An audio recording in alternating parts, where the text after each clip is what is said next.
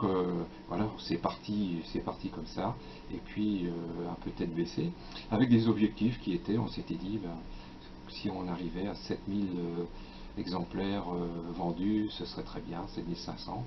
Et quand le premier numéro est paru en février 86, ça a été un peu une surprise. Ça a tellement bien marché qu'il a fallu retirer le premier numéro, il a été tiré à 18 000, puis encore plus, et à peu près, je crois que le premier numéro a dû être tiré à 30 000 exemplaires, ce qui est assez exceptionnel. Parce que Armen, tout le monde nous avait dit qu'on allait se casser la figure. Nous demandait si on avait fait des études de marché, on disait bien sûr oui, oui, sans problème, évidemment qu'on n'en avait pas fait. Et c'était parce que c'était l'exemple type de ce qui ne pouvait pas marcher vu des professionnels en la matière. Une revue luxueuse, même vendue un peu cher dans le commerce, qui était consacrée à une zone géographique limitée. C'était la Bretagne, même si c'était la Bretagne conçue comme étant la Bretagne historique, c'est-à-dire comprenant Nantes et la Loire antique. D'ailleurs, dans le premier numéro, un des articles était consacré au Muscadet. C'était un petit peu provocateur aussi, il faut bien le dire. Et donc, c'était l'exemple type de ce qui ne pouvait pas marcher. Et peut-être que c'est justement aussi ce qui a fait que la revue a marché, même très bien marché, parce que très très vite, le nombre d'abonnés a augmenté pour atteindre à peu près en peu de temps, en quelques mois, quelques années, atteint 10 000 abonnés, ce qui est tout à fait exceptionnel pour une revue de ce type-là.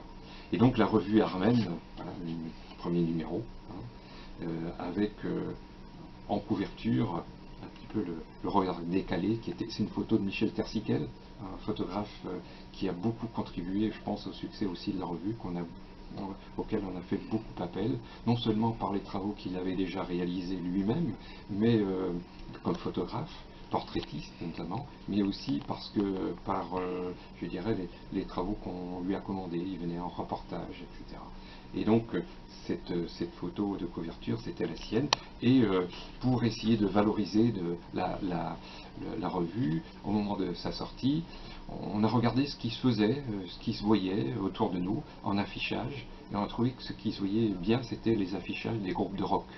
Et donc on a contacté un groupe, une agence qui s'occupait de faire de l'affichage pour des groupes de rock, et on leur a donné des affiches à mettre un peu partout, et ça a été quelque chose de tout à fait efficace.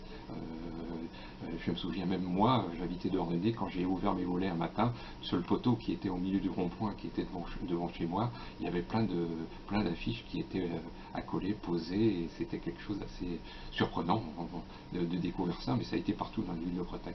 Et donc ça a été vraiment un engouement. Moi je pensais, quand on regardait les abonnements qui nous arrivaient, hein, les bons abonnements chaque jour, on était persuadé qu'on allait connaître tout le monde, parce que c'était sûrement des copains, des gens de la famille qui s'abonnaient, et on découvrait des gens, évidemment, des noms qu'on ne connaissait pas, des gens de partout, non seulement de Bretagne, mais notamment des villes à forte concentration bretonne, Paris, Le Havre, même Toulon, ça venait d'un peu partout. Donc ça a été quelque chose d'assez impressionnant. On a vécu ça comme un peu un tourbillon. On était vraiment la tête dans le guidon, et ce qui fait que quand le premier numéro d'ailleurs est arrivé à la maison d'édition, au Chasse-Marée, celui qui s'occupait de la fabrication est venu immédiatement nous apporter le numéro qui était tout frais encore, sorti de l'imprimerie, et finalement on n'a pratiquement eu aucune réaction. Il a d'ailleurs nous a un petit peu voulu un peu engueuler pour dire ce qui est. Je disais mais quand même c'est qu'un événement, vous vous rendez compte, il y a une revue, c'est une nouvelle qui sort, qui est là, puis finalement ça vous fait rien plus que ça. C'est que nous on y travaillait depuis déjà des mois, et puis qu'au moment où la revue est sortie, on était déjà sur les numéros suivants, et donc on était un petit peu sans réaction. Et justement parce qu'un des gros problèmes c'était pas de le premier numéro. On se dit, il y a peut-être un effet qui est un effet de surprise, de nouveauté. Maintenant, il s'agit de durer. Et ça, c'était quelque chose de très difficile. Il fallait que les numéros suivants attire aussi le public, que les lecteurs soient aussi nombreux pour les numéros suivants, afin qu'on s'inscrive dans la durée et que la revue, comme beaucoup d'autres, ne s'arrête pas au bout de quelques numéros. Et puis voilà, ça aurait été une affaire manquée, et sans doute manquée pour longtemps, parce que personne à ce moment-là n'aurait voulu se relancer dans une expérience un peu similaire. Puis finalement, bon, ça s'est bien passé, le public s'est fidélisé, les abonnements ont été en rendez-vous, et puis à tel point même que la revue, la couleur dans la revue est devenue de plus en plus présente. Donc c'est devenu une revue qui était assez, je dirais, de présentation assez luxueuse, et ça contribue aussi à son succès. Finalement, les gens nous ont dit qu'ils étaient contents de trouver une revue de ce type-là, avec des articles qui étaient des articles tantôt scientifiques, faits par des universitaires, mais tantôt aussi des articles magazines faits par des journalistes, ou des reportages sur un tas de sujets.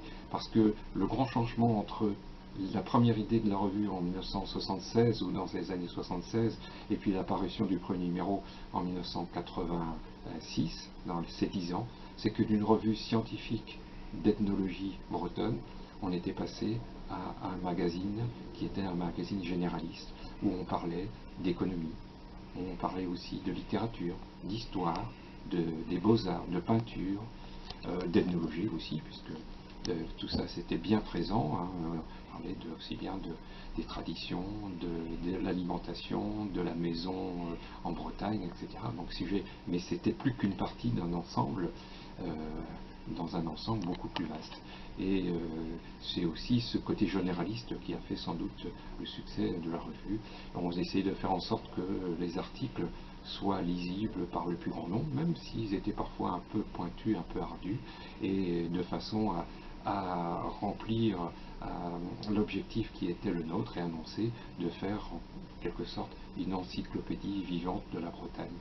Et finalement, aujourd'hui, quand on voit que la revue sous une autre forme, sous une autre présentation, avec une autre ligne éditoriale, elle est toujours présente, c'est que sans doute elle avait répondu à l'attente qui était l'attente de ces lecteurs, bretons ou pas d'ailleurs, qui se sont abonnés, qui ont été des fidèles lecteurs de la revue.